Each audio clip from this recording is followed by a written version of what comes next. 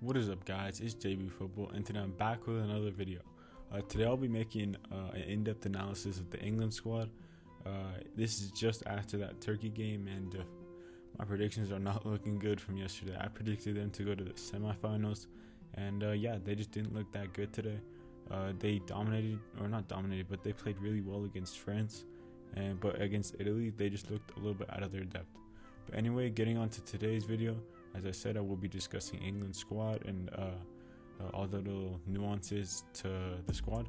And yeah, if you haven't already, please like and subscribe, share this video with your friends, and comment any tips and suggestions you have for me. And with all that being said, let's get into the video.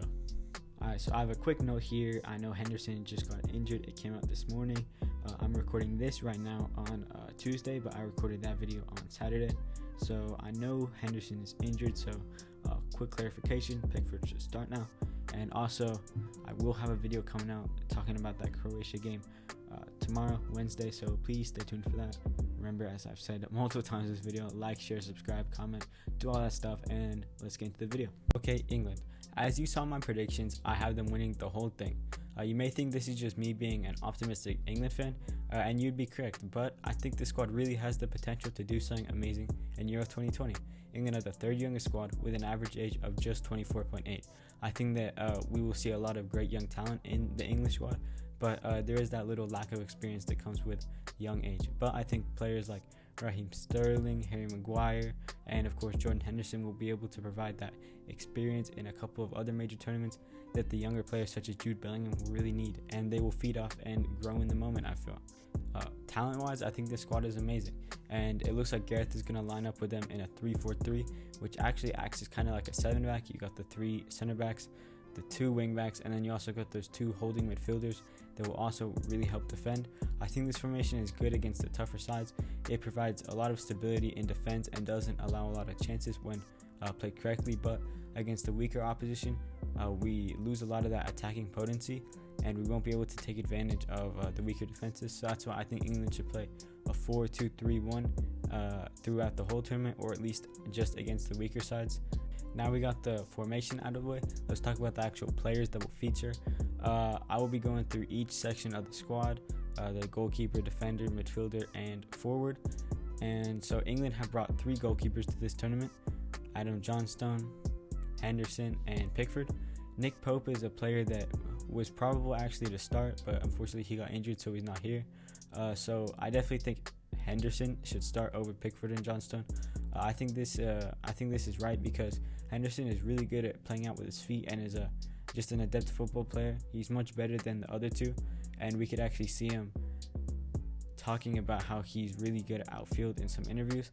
So I also think he's just a good goalkeeper. He's got good fundamentals. He saves a lot of things, and we saw in his Sheffield United season that he's really good under pressure, facing a lot of shots. Henderson really suits England's style of play, and I think he should definitely start in this tournament. Moving on to the defense now, and this is a place of some controversy. Obviously, Gareth brought those 4 right backs, but with Trent being injured, we have Ben White in here. England's arguably best defender, Harry Maguire, now is still recovering from an injury, so that is a place of a bit of concern for England fans. But the players in the English defense are Ben White, Ben Chilwell, Connor Cody, Reece James, Harry Maguire, Tyrone Mings, Luke Shaw, John Stones, Kieran Trippier, and Kyle Walker. These are all solid players, but I definitely think Mings and Cody should not get any minutes, and Trippier should only get very limited minutes. Honestly, Mings and Cody are just not good enough to represent England. They're air-prone, and although Connor Cody is adept at playing at 3-back and is also a very good passer, I just don't think he's good enough to play for England. If all of England's center-backs were fit, I don't even think these guys make the squad. I think Joe Gomez is levels ahead of both of them. And personally, without Joe Gomez, I think Tomori, Konsa, Godfrey, and Ben White should have been picked ahead of him. All the guys I listed are fast and young and really good defenders, and I think bringing some of them would have given them good tournament experience for the future, and also they're just better players. Anyway, so I definitely think that those 2 shouldn't start, and then who should actually start? If we play a 3-back, I think Harry Maguire, John Stones, and Kyle Walker should start, and if Harry Maguire is not fit to play, I think Ben White should replace him. Ben White's just a really good player, man. I really like him a lot. He's been great at Brighton. He was great at Leeds, and I really think his big money move to a top team is coming soon. And once that happens, everyone will get to see his quality and just the great defensive skills he possesses. Alright, so let's talk about the fullback situation. I think England have great options on both sides. Personally, I would take Chilwell to start on the left over Shaw, but Shaw has had a wonderful season, and I wouldn't really be that mad if we saw him start. At right back, you can't really go wrong with any of our three options. We obviously got Kieran Trippier, Reece James, and Kyle Walker. If we do play that 3-back, Kyle Walker will start as that right center back, so that leaves Trippier and Reece James. And I don't think this is really much of a debate. I think Reece James is just a better player. Trippier has had a great season with Atletico Madrid, but he missed a little bit through that betting ban. And also, Reece James is just a better player. He's faster, he's more physical, he's a better defender, and he's got just as good of passing as Trippier. So if we do play this 3-back, I definitely want to see Reece James starting at the right back position.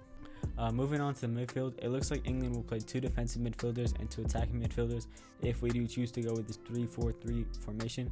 The personnel in the midfield are Bellingham, Henderson, Mount, Phillips, and Rice. Henderson does not look very fit right now. In that 45 minutes he played, he doesn't look 100%, and even if he was fit, I'm not sure he would start in my team. Here I have Bellingham and Rice starting as those 2 defensive midfielders. Rice is a nailed-on, great defensive work, and just a great footballer all around. Bellingham is only 17 and is already so good. I feel in a 3-back, I don't need a Phillips to play with Rice. It's just too much defense, and we'll lose a lot of that offense, and it just makes the team so much more boring. But by putting Bellingham in there, we really have a box-to-box midfielder. 2.5 tackles and interceptions this season with Dortmund, and he's also a great dribbler. He only has 35 passes a game, but he does this on 84.3% pass success rate.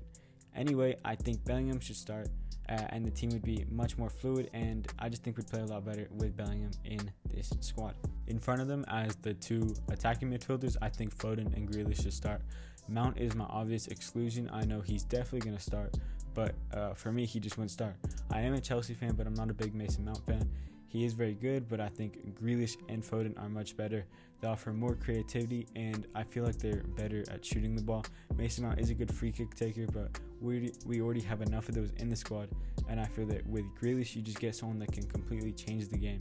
He's able to draw a lot of fouls. He's also able to maneuver himself through the opposition's squad. With Foden, we just get a world-class player. Obviously, young player of the season this season in the Premier League. He gets loads of goals, he gets loads of assists, and he's just great. I think his long shots are much better than Mason Mount, and his finishing is also much better than Mason Mount. He's able to pick up in pockets of space and is also surprisingly quick. So as those 2 attacking midfielders, I would start Jack Grealish and Phil Foden. Up top we have Kane and Dominic Calvert-Lewin, and I don't think anyone in the whole country of England will be debating who should start here. It's obviously our captain, Harry Kane, most goals and most assists in the Premier League this season. And in the last international tournament, he was the top scorer, of course. So this would be my 5-back squad, but as I said, I don't think this is England's best way of playing. The best England squad exists of a 4-2-3-1, and that consists of Henderson in net, Chilwell, Maguire, Stones, and Walker, Bellingham and Rice, and then Sancho, Foden, Sterling, and Kane as our attackers. The new look attack in particular is what really makes this squad just superb and able to beat some of the best teams in the world. Sancho and Sterling are both world class. I know people are going to say Sterling has had a down season this season, which he has, but he got a lot less minutes and he just went through a little rough patch in form. But I think now he's a world class player. I don't care what anyone else says. If you look at his stats in the past season, and if you just watch him using the eye test, every time I've watched him this season, he just looks like the only player that can really threaten the other team. Against Liverpool, he was absolutely world class, and against Chelsea, I know he got blocked by Reece James and was defended well by Reece James for a large part of that game, but he's just so fast and so quick on the break that I think he would really do wonders in this tournament. Sancho, of course, he's just world class. You see the numbers he puts up in the Bundesliga for the last 2 seasons. Even he has had a little bit of a down season this season, but his numbers still look amazing. They are super quick, so they can attack on the break, but can also dribble through a whole squad. I think this version of England squad is the best version by far. We do not lose that defensive stability because we still have those 2 holding midfielders, but we also get a lot more in attack. Anyway, it looks like this is the end of the video now. I hope you all enjoyed. Please let me know who you would start in England squad and who you would start in the other squads in this tournament as well. Please remember to like and subscribe, share with your friends, and comment any tips and suggestions. And that's it for me. Have a good day. Peace.